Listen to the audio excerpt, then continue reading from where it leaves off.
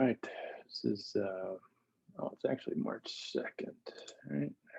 The wrong date. So March 2nd, database team weekly meeting. Jump right into it. Get through this infradev issues with Jose. I didn't see anything new or unassigned in there. Jose, are there any burning issues that we're not looking at the moment? No, yes, I think we covered everything. Thank you. Okay, yeah. And the other question I asked is Jerry raised the point that we should go over the saturation report. I believe that's what he was talking about because he said monthly report. Well, when do you usually make that saturation report? And it's probably something we should talk about in here to see if there's any top issues that we should cover. Yes, I usually execute in the middle of the month or the second quarter of the month. We can bring it to this meeting. We have a look together. Okay. All right. If there's nothing else you need from us, you can probably drop off. Okay. Thanks for everyone. Have a nice day. Yep, it's good seeing you. Bye, Jose.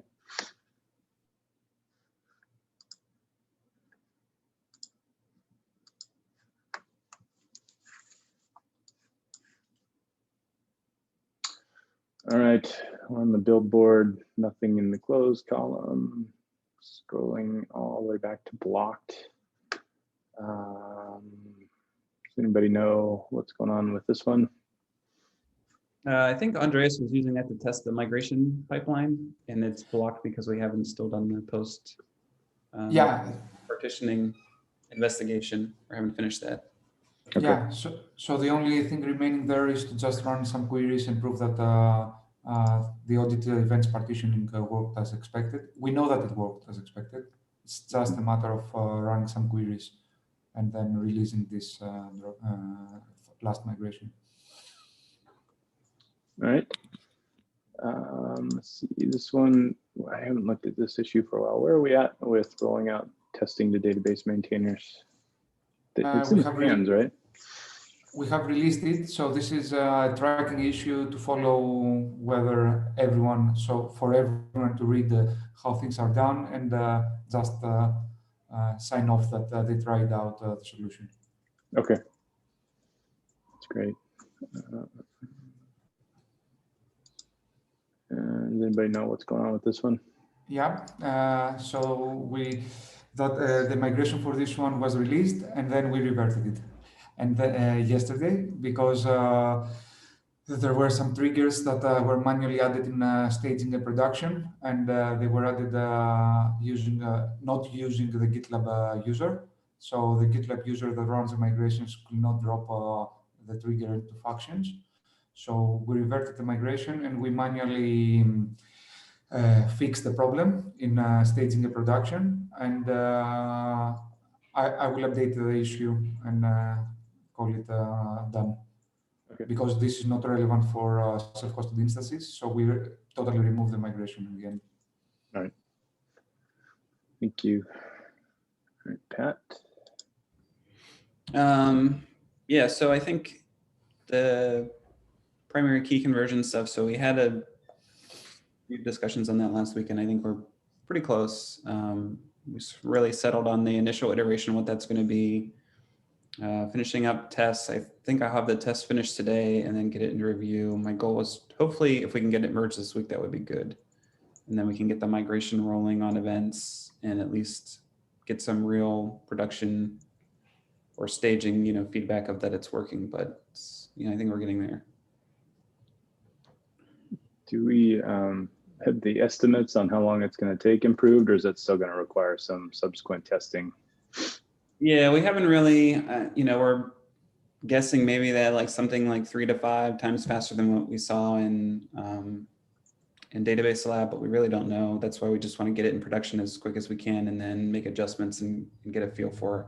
Then that will, guide how long we think the other migrations will take too. Okay. All right. Is there anything to cover on Andreas' last issue there? Yeah, that's related to the work done by Pat.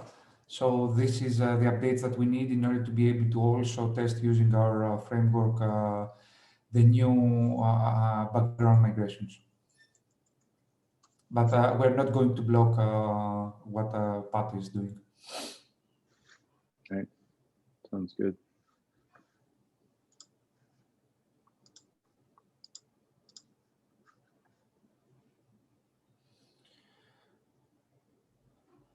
Anything in here we need to cover?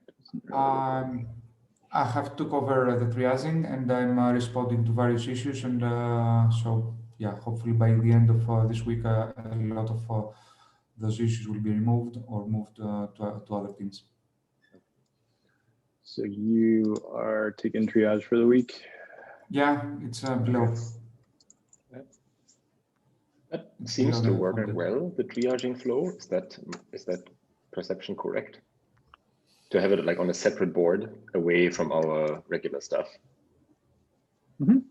Yeah, Nice. and it's easy to find new things that we did not know about. So, for example, in my case, starting Monday morning, I found 3 issues I did not know about, and they did not pop up because some of those are not labeled as bugs. They did not pop up in our triaging issue. So it's great to have it there, and also remind us that we have to action. Yeah. All right. Anything we need to cover in here? Doesn't look like it. Okay. Since it's just you right now, Pat, do we need to talk about any focus topics for tomorrow? Are we good? Yeah, I mean, I'm just focusing on the primary keys, so that's really it till that's ready to go. Yep. And also myself, we're going to get hopefully the final green light from the ecosystem team today. So the moment we get the green light, I'm going to start and add the first migration, the first MR that we need to start partitioning webhook logs and send it to Pat for a review, and we can release it by the end of the week. That's my plan, at least.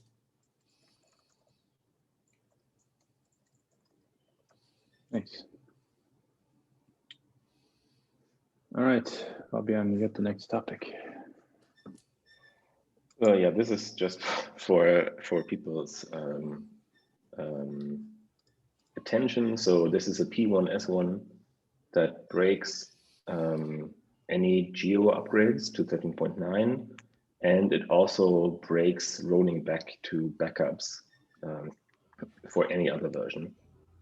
And this is the consequence of a rename of a column to align with our diversity and inclusion. I think actually, like, I've come to the conclusion, the reason for the rename is not so important for this. I think my question for this group is more, when people are starting to rename stuff, how can we make that easier or safer to do? Because I think this, before we realized this broke upgrades, it also, I think, caused another production incident. And so it seems like a pretty risky thing, but I know too little about that specific process that has to do with it. But I just wanted to highlight it for this group, because maybe there's some need for updated guidelines, or, you know, a section that says, hey, you know, if you're thinking about renaming something, please take into consideration, you know, like some of these other things. So I just wanted to like highlight it, because it seems like a whole lot of side effects have happened that were unanticipated. Yeah. So renaming columns is one of the most tricky updates we can do to our schema, with renaming tables being the worst, the most difficult. So I totally agree with Stan Hu. We had a discussion where he was saying that we should not rename columns if there is not a really, really, really good reason to do so. That does not mean that we should not have the migration helpers to allow us to do. So this is something that we have discussed in the past with Pat. So we have two ways to rename columns right now. We have the way that was used in this MR, which is called concurrently rename columns, column or whatever, which is in line. So in reality, this runs and renames the column in one milestone and makes the switch in one milestone and can cause all the problems that we discussed. And then we also have another migration helper that we don't advertise that much in the docs. It's called the name column using background migration, which in theory that was built back in the day to help rename columns for very large tables. So it would queue a lot of background jobs and then in the end do the swap. So it's not working as it should. So a corrective action here, whenever we have some time, will be, okay, the first corrective action will be to raise awareness, please be careful when you rename columns. That's one. And maybe we can have a section explaining why this is so tricky and what the problems can be. But from a tooling perspective, my opinion is that we should rebuild the renaming column using background migration after we're done with the primary key conversions, following what we're doing with primary key conversions, to use background jobs to copy everything to a new column in one milestone, keep both columns there, and allow and have guidelines that will tell developers to, do it in 3 steps. Add a new column, deprecate the old one, and then remove the old one. That should, I think, from what I can think of, it will remove problems with old code, new code, trying to access different columns that are not there, because during the transition, we will have both columns there. I thought naively, I was only aware of the process that you just described, because that is also the only way to maintain zero downtime upgrades, right? Because then you can actually, do this over various versions, right? And you don't need to introduce downtime to drop tables or rename them or something like that, right? You can. So yeah, that sounds good. Yeah.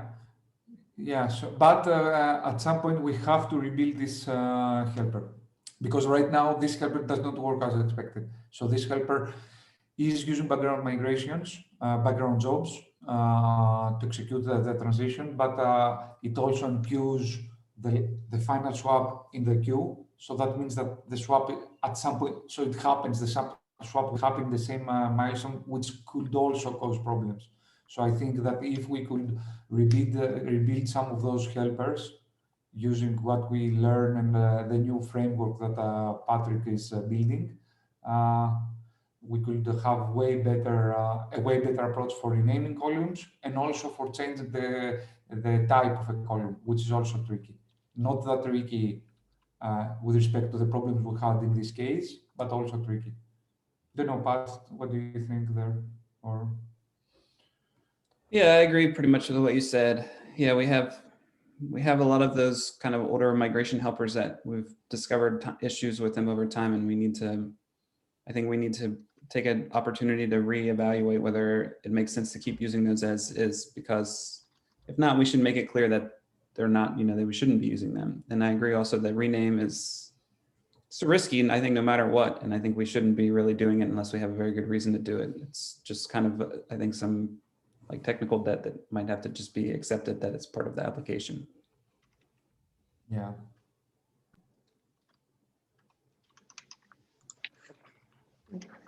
Is it I something guess we need to track in like an epic for later work if we're actually going to do this? Yeah, to tell you the truth, most probably we already have an issue to update rename column. But yeah, I will find that and add another one so that we can update the docs when we get the ability to breathe.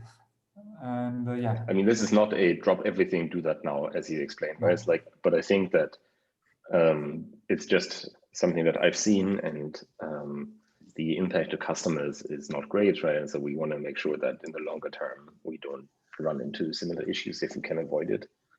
Mm-hmm. And then another hidden issue in that error, and if someone was to check the error from the geo team, is that another way to cause problems is not to when an instance does not follow the proper process of running the migrations. So it's also when the instance tries to run a no downtime update without running first the migrations, then doing whatever we have to do for geo, and then try running the post migrations. And this is one more time, we have seen also other cases where instances that don't follow the proper process on how to execute the post migrations, that can cause issues. And this is a more general thing to think about in the future. How can we enforce or check that those things run the way we want them to run? Yeah, I think that's a good point. It's like, I think it's one of these situations. If you follow the process exactly, you're fine. If you make a mistake, you're probably very not fine, right? And so there are not that many guardrails where people are, like warned that, hey, you've not run these things beforehand, right? It's like, we will not allow you to do this, or some such thing. Thanks. Yeah. That was just my only discussion item. I thought it would be relevant. Yeah. Yeah, there's quite a few issues talking about column renaming. So Yeah, and that one from Camille, I think that he was thinking about views, or there may be another one that create view. Yeah, that Yeah. can cause additional other types of problems because, Yeah. and there is also from Adam Heigi a proposal on renaming columns using a variation of using views. Maybe that could lead to a solution also, but there are some issues because when you have a view, Rails cannot automatically recognize what are the primary keys and some other things, Wow. Did which not know causes that. other problems. Okay. I just looked at the migration testing tracking issue. It doesn't look like anybody has responded to that. And I haven't looked through the database channel yet to see if anybody's talking about it. Do you know, has anybody seen it actually being used by other maintainers? Not yet. Okay. But yeah, it's the start of a milestone. Hopefully we will have some interesting migrations, a march with migrations during the next weeks. So hopefully people will use it. Well, Andreas opened the issue 2 weeks ago and he got initial thumbs up, but we haven't gotten any commentary. I'll comment on it, see if anybody has actually started using it yet. I just saw a thread from Stan. I was looking through the database channel, saw a thread from Stan about insertion queries using 20,000 SQL parameters. Yeah, that means that there are some MRs with more than 10,000, with around 10,000 or 2,000 commits inside them. Let me check. He has a calculation there. Yeah, not 2,000 commits. So there are MRs with 2,000 commits, which is amazing. Oh, that's crazy. All right. Prune your commits, kids. We are at the end of the agenda. Any other topics folks want to talk about today? I think the only thing I want to say is that we bought some really nice coffee from a local roastery. And I just had a really nice cup of coffee that made me very happy. And if you enjoy drinking coffee, I really recommend buying some good coffee every once in a while. It's just glorious. Yeah. Yes. I have a coffee machine that also roasts the beans in real time, when you go make coffee. It's a huge upgrade. I like the notion of real time, right? I usually think about like real-time computing, right? It's like other people build real-time kernels. I have a real-time roaster, right? All right. I'm going to turn off recording here in a second.